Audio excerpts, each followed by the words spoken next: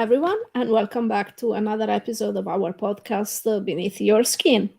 This is Gaia, going crazy, but I already say that, and it's still true. Hello, my dear. Zoe here. Yep, still the world hasn't changed, and I'm still in my living room. And yeah, it's going to be the same for a little bit longer, I feel. Sadly, I think you are right, my dear. And even when we will be allowed outside, I think things will need a lot of time to get back to normal or some kind of normal. So what can I say? I have a feeling we will have a lot of time to work on this podcast. Today, we decided to watch and talk about the movie The Conjuring. And I have to admit, we picked up this movie because we wanted something to be salty about. Because after watching two amazing movies like The Third Eye and Welcome to Mercy, we were afraid that watching something American was going to be a huge disappointment. But you know what? I mean, I have something to be salty about because the movie has a lot of cliche. But all in all, it was a very good movie to watch. It was interesting. It has very good ideas and something that you don't usually see in horror movies. So I was surprised, a little bit disappointed. I can't be too salty, and pleased by the movie. So thank you, Zoe, for picking it up. Yes, I also have to admit that I was surprised by this. Like, I watched this when it first came out in the cinema, which has got to be a while ago, and it's definitely a testament to never see horror films in the cinema. Because I remember coming away from this film not that bothered by it. It was an all right movie. I remember not liking the ending, but I remember every time someone did something, there was a group of teenagers that kept going, "Oh, what are you doing that for? What's going on there?" And then laughing at the scary bits. So the atmosphere was completely broken, so I was not immersed. So I remember thinking this wasn't a very good film. So I watched today in the dark by myself and went, "Oh, this is better than I remember." Like, have I just watched like a lot of really bad films recently that this one seems good? But no, actually, I've had some good films recently.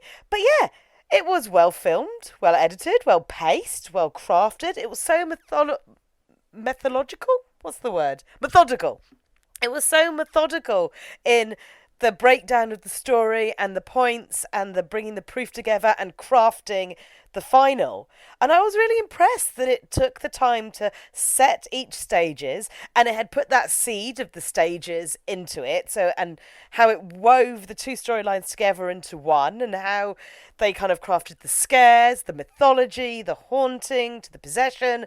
And I was like, yeah, there's very little I don't like about this movie. And also, there was no CGI ghosts, and I love it because I mean, American films are so full of CGI ghosts that I'm like, oh, this is not scary. I mean, I'm not a big fan of the Insidious films because, well, I'm pretty sure in one of them, Darth Maul turns up from behind someone. Then there was a teleporting lizard demon jumping around the place, and I was like, stop putting CGI in your horror movies. I don't know if you've seen Mama.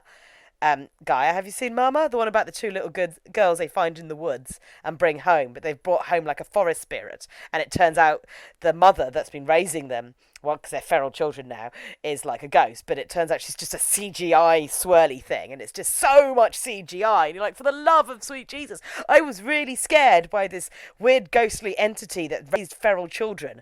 And now it's just basically a CGI blanket floating around the place. And I'm like, this is not scary. But no, Now, thank God I never watched it. oh no, and it's got such an awful ending. But so this one, I was expecting the same kind of like Hollywood trough and like, but no, it didn't have CGI ghosts, and it took its time to put all the little like clues together to build it up, and then it treated the paranormal investigation really well with like well thought out the equipment, how to use it, and I was like, damn. I used to hate this film, but actually, this first film in this saga is pretty good. Yeah, I totally agree. And I was very shocked because, as I said, I was expecting a huge disappointment. And instead, I got a good movie. And I was like, wait a moment. And I saw all my plans to be salty and very, very salty during the podcast flew away from the window Yeah. and they got free, at least them. Yes. So So out there now, some really salty clouds floating about, waiting to inflict exactly, someone else. exactly. So someone else is going to use my salt, and I am not pleased by this because I love my salt. I also loved the way this movie was edited. So sometimes we think the main focus is the family living in this house in the woods, but we have two families that are main characters, both of them, because both of them brings together two stories that become one at some point, and it's very well done. I have to admit, I enjoyed the first scene, the recap about the Annabelle movie, and there we see a huge cliche. Okay, Annabelle was supposed to happen in the 60s, and we see a brunette girl and a blonde girl, and the moment the blonde girl opens her mouth, we blame her, even if it was the brunette inviting the so-called ghost into Annabelle. The moment the blonde opens her mouth and tell us, we are both nurses, we help people, and you are like, okay, dear, what the connection is between helping people and allowing a ghost to possess a doll? So we blame the blonde one since the beginning, even if it's the brunette making the mess in the first place. So, okay, that was a little bit cliche. But as soon as the real movie opens, you are like, wait a moment. Because usually, when we see a new place or when we see a movie opening, we watch it through the main character's point of view. So, technically, the movie should have been open with us in the car with the family seeing the house in front of us. Instead, we start from the inside, looking at the outside. And then you have to wonder and ask yourself, wait a moment, whose point of view am I watching right now? And something is inside the house already. And we are watching the family arriving from their point of view, and you are like, oh shit. Let's hope he's a butler or something, because otherwise this family is already screwed. And no butler. So yeah, the family is already screwed. I loved the Warrens. I fell in love with them since the beginning. I really, really enjoyed them. I like the dynamic between them. I like the chemistry between the actors. It's really well done. I like them. I like the acting. And I like something that he says to the reporter visiting him when he asks why they are keeping all those things in a room in their house instead than burning them to ashes and get rid of them. He says that sometimes it's better to keep the genie in the bottle because burning the vessels could mean free the spirit or demon or ghost. That's not something that you see often in horror movies, but it makes a lot of sense. So the moment we see the closet in the other house and you want to chop it to pieces and burn it, you are like, damn it, perhaps we shouldn't do that. But you really want to. Yeah. It's it's so good because it sets itself up as a movie about like inanimate objects are conduits, and therefore you build a relationship with this object, and the evil entities use that to channel their way as a possession. So when you're following around the house, you're like, okay, the conduit is the music box because it's creepy as anything, a little face of a clown poking out of it, and the little girl April is seeing like dead children in the background of it. But then you're like, no, it's the closet because that's where the clap goes, and like that's where like people are disappearing into it. And then you've got a whole basement full of things. You're like, no, it's the basement, it's the piano. And what's really clever is I kept expecting something to happen with that piano, and nothing ever did. There wasn't even a ding, nothing touches the piano. But they set the piano up as something to be feared. So every room, you're just like, aha, closet, piano, music box. Oh, that ball must be evil. And you're like, you don't know where it is, and it takes a while to put the pieces of like this mystery together, and they do it really well. They thought out all the interconnecting parts and this greater mythology behind this area of this witch who then doesn't want anyone to take over her land, and it's everything has been years and years in the making, and it's been a history of like violence and hauntings. And I've got to say a shout out to whoever they used to find the location director, because what an amazing setting. Like the house and is gorgeous, but at the same time kind of terrifying. But to find that kind of style house with a tree that looks like that, like what a beautiful filming location. That was like absolutely spot on. And yeah, as I said, I love the fact they weren't CGI ghosts. They were people in makeup, and they did a really good thing of never really showing you lots of them. You would see like a little bit of a face, or they were in the shadows, or it was so quick you never saw an actual full person running down a corridor. Or the ones I didn't like where you hear the rope, but you don't see anybody. And then occasionally you would see some feet. And it's like they crafted it so well. You actually think about like some of the scariest scenes in the movie, and you're thinking there's the clapping of the hands, which always made me jump. There's the bit when a sheet flies off, and it's like, how do they can you make a sheet seem so scaring? But it gets stuck on something and then flies to the window, and there's something, but you don't get a full like feel of what's there. And then the demonic possession was done amazingly. That actress was amazing, and they used so many things that you've seen in this kind of stuff before, but at the same time it felt like original. I love the fact that like when they put the sheet over her, so they could use the sheet to represent an entity breaking free. That use of representation is so clever. I mean, my heart broke for poor Sadie the dog, but the fact is, the very beginning of the film, maybe 5 minutes in, and already the dog was like, "I am not going in that house," and you're like, oh, goodness, goodness. And yeah, such a crafted mythology. 307, the clock stopping. The reason the cupboard was such a focal point is because it's where the little boy had a secret hidey hole from like the stuff going on. And there was a story behind all the ghosts. And there was a story behind everything. And there was a reason for everything. And a lot of horror films, especially American ones, don't take the time to set up absolutely everything. There's literally a reason for everything that happens. The painting's falling off the wall.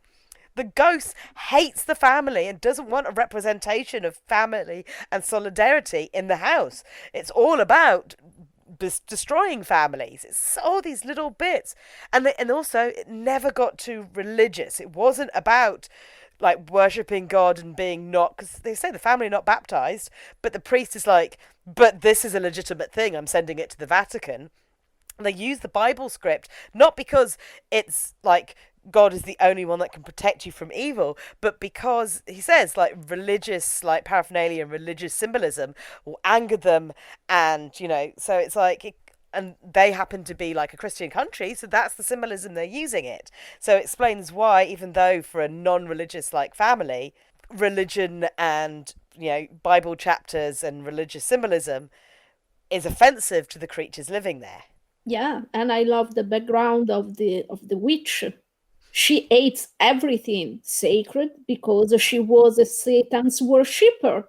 So everything that represents the Holy Trinity, the cross, is an offense to our master. And the reason why she couldn't take the mother of this family is because she was never a mother herself. She had the baby and then she killed the baby as an offer to Satan. So she never understood what a mother's love means and how powerful it can be. And she couldn't defeat the mother because of that reason. So it was very well crafted, it was beautiful. I don't totally agree with you about this not being a religious movie because, in the end, without explicitly claiming to be one, at the end, it's simply what the gospel says, that love conquers all. So I think that was beautifully done because Yes. they never claim it to be a religious movie, but in the end, the message was the one that you can have in the gospel, in the Bible, or in any other religious book. So I really enjoyed this movie. I I enjoyed how the Warrens are honest people. So they are not looking for fame or money. There is never money passing hands. When they go to visit the first family, they have a logical explanation to why there are the noises and cracks and creaks in the house. So when there is a logical and scientific explanation, they give it to the people living in the house, taking a burden from them, because usually when you are told that your house is not haunted, you are happy for obvious reasons. So I really enjoyed that, and I enjoyed how Ed was very specific in telling the other family what the procedure was to get an exorcism approved. So they needed proofs, and they are doing everything in their power to get those proofs so that people can't deny them. And another little detail that was very good was that the policeman they work with, first of all, they work with a policeman, and that's good. And he's skeptic. He doesn't believe in ghosts and entities, and that's amazing. So in that way, no one can claim it was a fraud, because there was an officer there with them who was supposed to be logical and simply there to witness what the hell was going on in that house. So all little details are perfectly crafted to give us a good movie, a very good experience, because sometimes you can feel that feeling of claustrophobia and imminent doom. Men are a source of funny moments. When they are outside putting the cameras to in place to take pictures of the tree if something happens there, Head is telling the father, she hung herself right there under the branch here, and he looks up and he's like, okay, you know what, I will move from here. Or the other one, the policeman opening the door and then coming outside a little bit later, and everyone is looking at him and he's like, what, I needed to go. So I really like that men who usually are portrayed like these macho and powerful characters in horror movie, who can, only them can do this, right, only them can save. No, they are a source of funny moments, and I like that. I really do.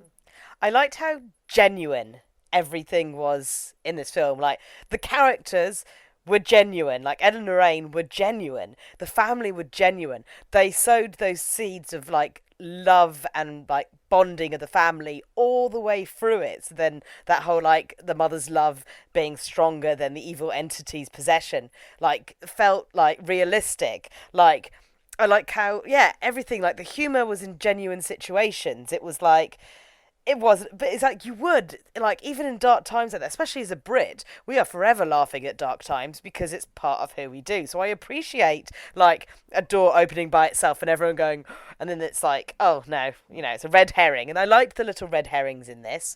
Like, you'd be like, oh, it's a little red herring, but then it never took away from the fact that the actual scares were frightening and there was some jumps, but it wasn't like too, like, badly jumps. I mean, the creepiest bit I found is the pulling of the girl off the bed. I hate that because as someone that's happened to, it's a horrible feeling, and I mean, I know a lot of the times it's tied in with things like sleep paralysis, and I used to suffer from dreams where something at the end of the bed would grab my feet and I would wake up suddenly, and I'm terrified of the end of the bed, you know, nearly 38 years of age, and I still hate the end of the bed from an entire youth of the freaking thing at the end of the bed grabbing me, pulling my ankle.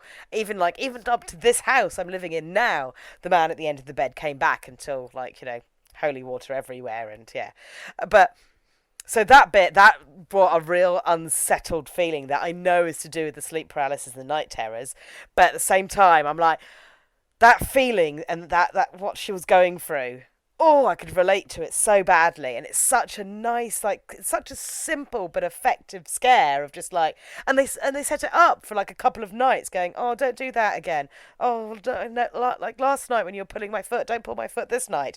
And they build all these things up. They give everything time. And for a 2 hour film, you're thinking, I have seen like 1 hour, 20-minute horror films that have felt like I've been sitting there for days going, oh my God, why won't it end? This one, there's no boring moments. There's nothing really like unintentional. There's no waste of like screen time. It's so well paced and it seeds it so well. And it has this phase of like you have like the haunting, then you have the investigation, and then you have the possession. And it's like they frame it, these three kind of parts of it, so well that you're intrigued by each part. And yeah, the ending's a little bit too Hollywood happy with the like, and everything's okay now. But I'm like, yeah, would it be? Would it be? I don't know. I don't think I'd ever be comfortable going back inside that house. But you know what? That's the only like two major gripes I have is it's a little bit too happy at the ending, and I still think, like after with Michael King, why did they keep the things in the house with a child? Rent or at least put them out a shed at the end of the garden, or just don't have it in a room in your house. Especially by the time the evil entity had latched onto them and negative energy had gone their way and found the daughter and is attempting to release stuff in their own home. I'm like, all that evil. It just takes one dum-dum to throw a rock through the window and go, hey, should we break into the Warrens' house? That will be funny, won't it? So, like, I'm like, no, just whatever you do, don't leave all that stuff in your home. Just somewhere else. Open a museum for it or something, or lock it in your university, because you're clearly lecturing at universities. Just lock it there. It's not in your home. Yeah, and if you really, really must put everything in your home, at least make sure that the door is really locked and not just because you put a don't enter sign Yeah. on the door, think that people will listen. No. Because you have a daughter, you have a young child in your home, and you know that she's never going to listen to rules. Another thing, the only thing I blame this movie for is one scene that wanted to be creepy and instead was only laughable. Is that when the mother is playing with the younger children, with the younger child, and there is someone clapping from the closet, and you see two arms clapping from the closet, and I'm like, no, please, please, that's not creepy. That's just hilarious and ridiculous. Oh, really? Too small See, head. I remember that bit being a bit creepy. See, that I was like, oh, that's a bit weird. The one scene that I think is really not creepy is when the police officer sees the maid and she's like, look what I made you do. And then the maid is just like, look what you made me do. And he's like, whoa, wow, I'm going to fall on it. And I'm like, oh, dude, Yeah. calm down. Calm down. That was a bit too obvious, like, woman running at him. But yeah, that was my one scene that was a bit like, too much, guys, too much. Tone it down a bit. Yeah, that too was hilarious. But the other one, at least for me, it was ridiculous. Those little arms coming from clothes and clapping, and you are like, please.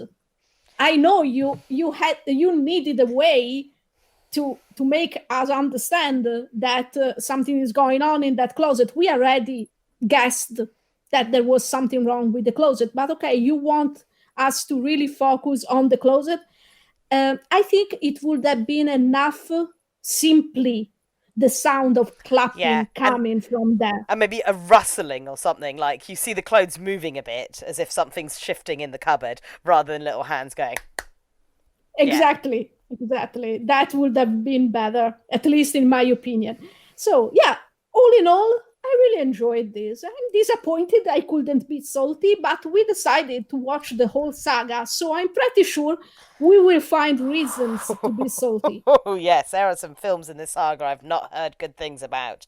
I've only seen the two Conjuring films. I've seen none of Annabelle and I've not seen the Nun.